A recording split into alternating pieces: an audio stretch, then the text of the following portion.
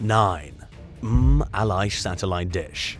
In the early morning hours of August 2, 1990, Iraqi forces invaded the neighboring country of Kuwait under orders from Saddam Hussein. They quickly overwhelmed Kuwait's armed forces, prompting many to retreat to Saudi Arabia. The emir, his family, and other high-ranking government members also fled, and within a few short hours Iraq had taken control of Kuwait City, giving the country de facto control over 20% of the world's oil reserves. The United Nations responded quickly by demanding an immediate withdrawal and banning its members from trading with Iraq, which included gas sales. But the conflict persisted and is remembered today as the Persian Gulf War. The United States got involved and forced Iraq's military out of Kuwait, and the war officially ended several weeks later under the terms of a UN resolution. Evidence of the destruction remained visible for nearly 20 years in the form of a destroyed telecommunication hub outside Kuwait City near the Iraqi border.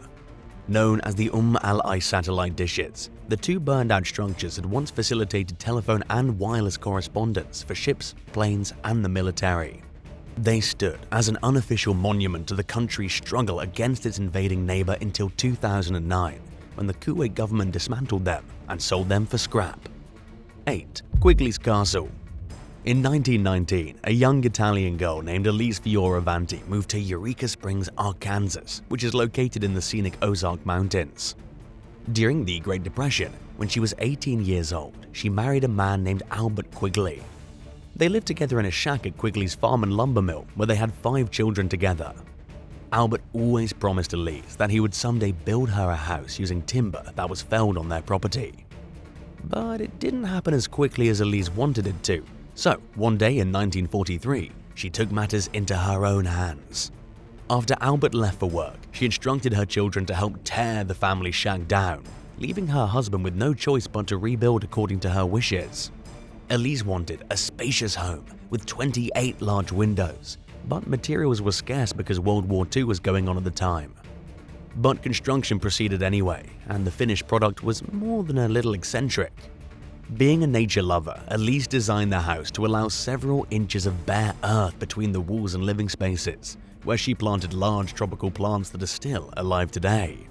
She covered the outside walls with fossils, rocks, crystals, arrowheads, and other objects she'd been collecting since childhood.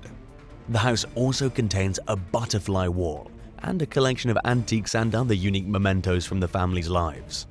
Albert passed away in 1972, and Elise passed away 12 years later at the age of 74.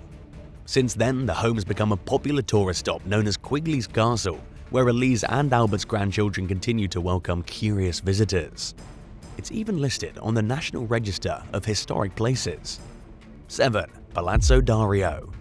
Also known as Car Dario and the House That Kills, Palazzo Dario is a 500-year-old Gothic palace in Venice, Italy. Legend holds that anyone who owned it or stayed there for more than 20 days either took someone's life, lost their own life, went bankrupt, or experienced some other major life-ruining misfortune.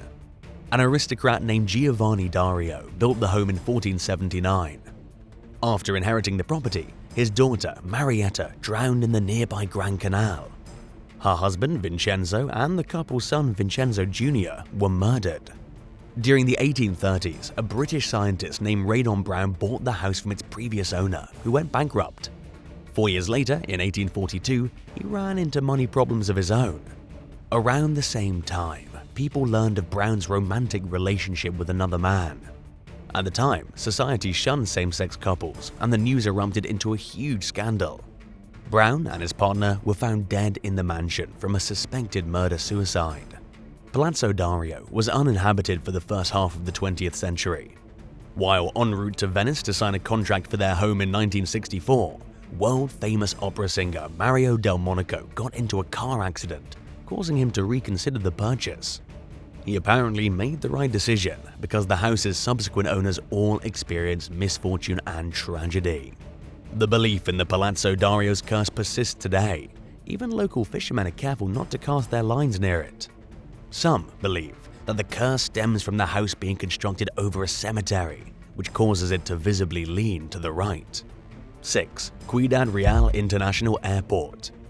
Located 120 miles, 200 kilometers south of Madrid, the Ciudad Real Central Airport operated for just 3 years before it closed in 2012. It was Spain's first privately funded airport and was planned and financed during a construction boom that took place during the late 1990s and early 2000s. Ciudad Real finally opened in 2008 after the onset of the global financial crisis that crippled the world economy. International flights to and from Ciudad Real Airport didn't begin until June 2010, and even then, all that was offered was a single Ryanair service between there and London. Just months later, Ryanair's flight service was cancelled. Domestic flights continued until 2012 via other airlines. The airport was meant to accommodate overflow from the airport in Madrid, but was an inconvenient 2-hour drive away with no rail service nearby. So it understandably wasn't very popular, and it wasn't long before the Ciudad Real Airport declared bankruptcy. Some critics speculated that the facility had been built solely to serve the construction industry's interests. Enough loans had been taken out to cover the construction costs, but nobody had invested in the necessary funds to turn the airport into a functioning business, indicating that perhaps nobody cared what happened to it after it was built. Since it's not that old, the property looks perfectly modern, yet is eerily silent, giving it a chilling post-apocalyptic feel. 5. Winchester Mystery House. After her husband's death in 1881, an incredibly wealthy widow named Sarah Winchester started to believe that she was cursed, and that relocating was the only way to rid herself of it. So she packed up and moved across the country, leaving behind her home in New Haven, Connecticut, for an unfinished farmhouse in San Jose, California.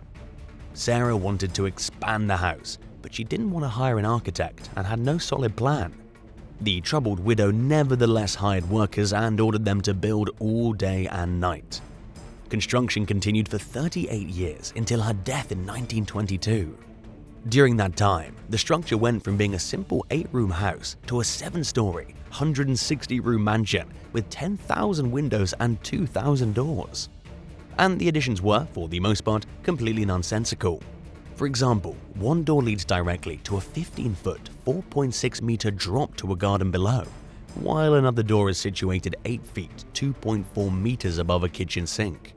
Some staircases intersect with ceilings rather than the next floor, and there's a series of secret passages, including a collection of 30 rooms hidden behind a cabinet door. Some say that Sarah believed she would die if the house was ever finished, and that she created the confusing interior to mislead the malevolent spirits that she believed were after her. The house was declared worthless following her death due to its impractical layout, because it was unfinished, and because it had been damaged in an earthquake. It was open to visitors just months after Sarah died. The Winchester Mansion inspired Stephen King's Rose Red miniseries about a sprawling estate occupied by ill-intending supernatural forces. Would you ever visit the Winchester Mystery House? Tell us if you would, or if you have in the comments below, and hit that subscribe button while you're at it. 4. The Court of Mysteries. In Santa Cruz, California, there's a dirty, dilapidated collection of old buildings that occupy 4 residential lots. They're surrounded by a strange-looking fence and 2 towers, along with a gate topped by a mystical-looking silver triangle. Locals have countless nicknames for the home, including the Yogi Temple, the Brick Castle, the Gate of Prophecy, and the Unorthodox Chapel, just to name a few.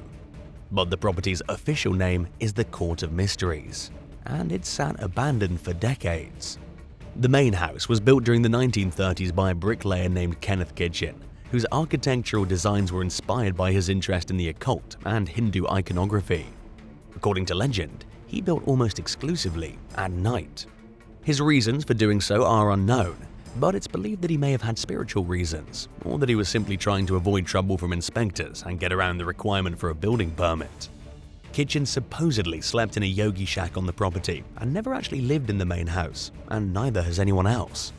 He sold the property sometime during the 1940s or 50s and left the area, and more or less vanished from official records after that. The new owner was a priest whose church transferred him out of state in 1963, and the house was left abandoned for decades. Many locals considered the Court of Mysteries to be an eyesore, and it was even slated for demolition at one point, but was saved by activists who saw historic value in it. It was eventually bought by new owners with the intention of caring for and reviving it as a tourist destination, but it was sold to yet another buyer in late 2021 for $3.9 million. 3. Old Skagen Church. Just outside of Skagen, Denmark, there's a 14th century brick church that goes by several names, including the Old Skagen Church, the Buried Church, and the Sand-Covered Church. Built between 1355 and 1387 and dedicated to St. Lawrence of Rome, it's one of the area's oldest buildings. It belonged to the Danish crown until 1459, when it became the property of the Hospital of the Holy Ghost, Aalborg. At the beginning of the 17th century, the region started to undergo a process known as desertification, which is what it sounds like. In other words, the church's surroundings turned into a desert, and the winds consistently swept sand into the area from nearby Rabjerg Mille. It became a consistent and worsening problem over time, and by the late 18th century, the church's entrance was regularly buried, requiring worshippers to dig their way into the structure whenever they attended a service. The church's contents were removed to protect them from damage, and in 1795, the King of Denmark allowed the facility to close. Most of the structure was either demolished or buried. All that's visible today is the main tower, which sticks out of the sand. The National Museum of Denmark owns the site and maintains the tower as a navigational landmark, but very limited excavations have been carried out on the rest of the building. Authorities believe that the floor, altar, and baptismal font are still there, but have not been investigated. Whether or not they plan to do so remains to be seen. 2. Cartel Cops Parthenon. From 1976 to 1982, Arturo El Negro Durazzo Moreno served as Mexico City's notoriously corrupt police chief. He made less than $1,000 per month at his day job, but it was clear based on his lavish lifestyle that he had other sources of income. As it turned out, Durazzo was an active participant in the region's cocaine trade and also engaged in other nefarious activities, including racketeering and extortion. And he used his privileges as police chief to get his subordinates to carry out much of his dirty work. He used some of his ill-gotten fortune to build a gaudy Greek-themed playhouse that sits on a hilltop overlooking the Pacific Ocean in the coastal city of Zihuatanejo. It was one of the numerous palaces Durazzo built throughout the country. But his fun was short-lived. In 1982, a new president with a staunch anti-corruption agenda was elected. Knowing his dirty deeds would soon catch up with him, Durazzo fled Mexico.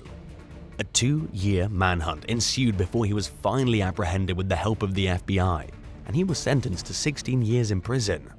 In the meantime, the crooked cop's Parthenon-like home fell into a state of neglect. While a caretaker oversees the property today, it's clear that time has taken its toll on the once opulent columns and statues, which are crumbling, broken, dirty, and overgrown. Visitors are allowed to look around in exchange for a small unofficial entry fee, but are warned to use caution and go as a group due to the home's potentially unsafe and hazardous conditions. 1. Presidio Modelo. During the 1920s, Cuban dictator Gerardo Machado ordered the construction of a so-called country's second largest island, known as Isla de la Juventud or Isle of Youth. Located outside the island's capital of Nueva Gerona, the complex consists of 5 circular blocks, with 4 of the buildings surrounding a central structure. In what's known as panopticon architectural style, prison cells were built in tiers around central observation posts, enabling guards to keep a constant eye on the facility's inmates and requiring fewer guards altogether. The stations were darkened so that the prisoners couldn't tell if they were being watched. Presidio Modelo was built to house 2,500 men, but became extremely overpopulated as Fidel Castro rose to power, housing more than 6,000 prisoners at one point. There was no running water at the garbage-strewn penitentiary, and the Cuban government provided inmates with very little in the way of food and other necessities. Castro himself and his brother Raul spent 2 years at the facility after a failed attack on a military barracks in 1953. The brothers and their co-conspirators were lucky enough to be housed in the prison's hospital wing, where the cells were considered large and luxurious compared to the accommodations in other buildings. But it proved to be a foolish mistake to put all the rebels together, which enabled them to continue with their revolutionary training. They met daily for political lessons and secretly corresponded with supporters of the movement throughout the country. After Castro became dictator in 1959, many of his political opponents were housed at Presidio Modelo. It was during this time that overcrowding and the harsh treatment of inmates became major problems. Riots broke out, and prisoners went on hunger strikes, and the government closed the facility in 1966. Today, the site is a national monument and a museum, and the former administration building functions as a school and research center. Thanks for watching. What's the strangest abandoned location you've ever been to? Tell us about it in the comments below, and don't forget to subscribe to the channel if you haven't already. See you next time. Bye.